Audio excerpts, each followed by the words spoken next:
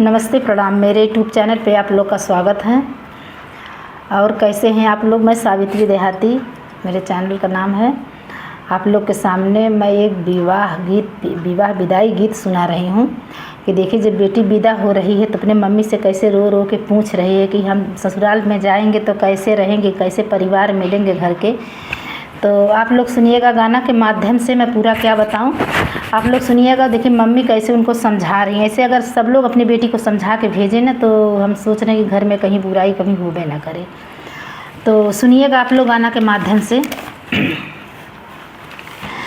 लाल मड़वा पियर मड़वा रतना जड़ावल मड़वा, हरे माई ते ही मड़े बैठे कावाना बेटी, मम्मी से याराज करे, हरे माई ते ही मड़े रोवली कावाना बेटी, मम्मी से याराज करे।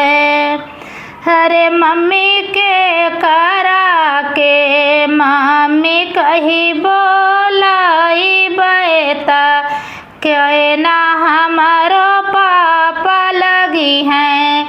हरे मम्मी के करा के मम्मी कही बोलाई बेटा, के ना हमारो पापा लगी हैं। ससुरे में जई है बेटी, सासू लग बैठी है बेटी, अरे बेटी सासू माँ के मम्मी कही बोलाई हाथ, ससुर तोहरो पापा लगी हैं। अरे बेटी सासू माँ के मम्मी कही बोलाई हाथ, ससुर तोहरो पापा लगी हैं।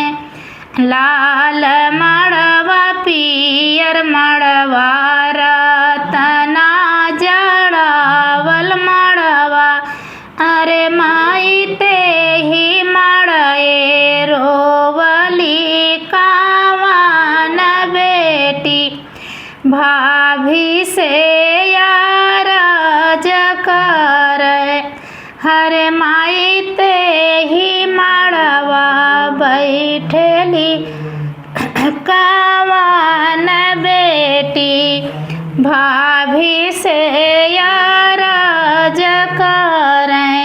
अरे भाभी के करा के भाभी कही बोलाई बेटा, के ना हमारो भैया लगी हैं।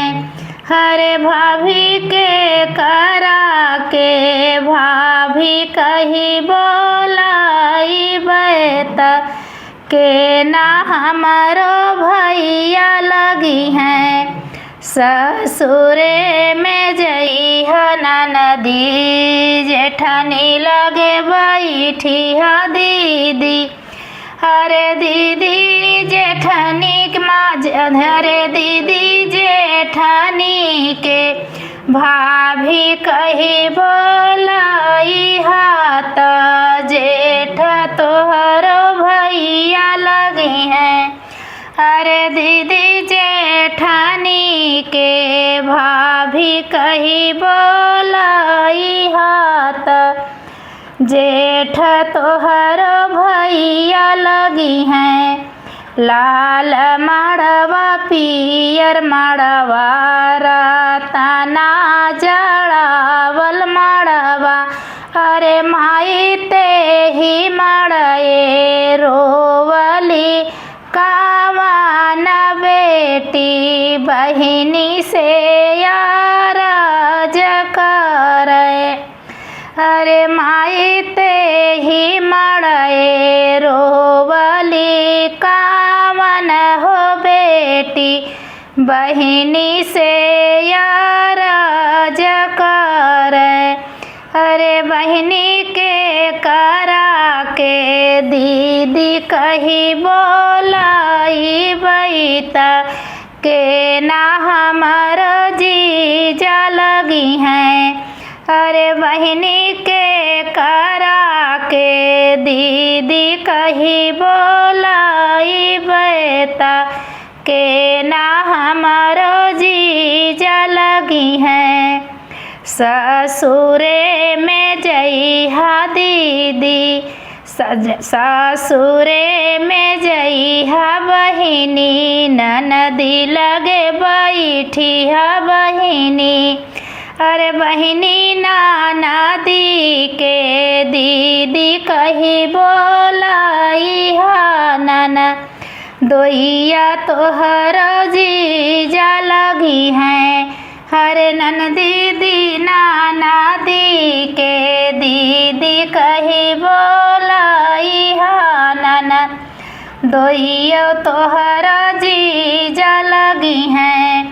लाल मड़वा पियर मड़वा रतना जड़ावल मड़वा। अरे माई ते ही मड़े रोवली कावन हो बेटी मम्मी से यार करें। कैसा लगा मेरा गाना आप लोग सुनिएगा, सुन के लाइक सब्सक्राइब कमेंट जरूर करिएगा।